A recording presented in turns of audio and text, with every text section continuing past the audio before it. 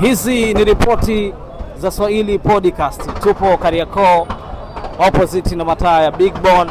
Moto mkali kweli unawaka ambao hadi sasa bado hatujajua chanzo kikubwa ni nini, lakini la kutia nguvu kuona jeshi la zimamoto limeshafika kwa ajili ya kuja kutoa huduma ya kuuzima huu moto, na watu wamejitokeza kwa kushuhudia tukio hili la moto huu mkali, na hadi sasa jitihada tunaona zinaelekea kuwa nzuri za kuweza kuuzima huu moto.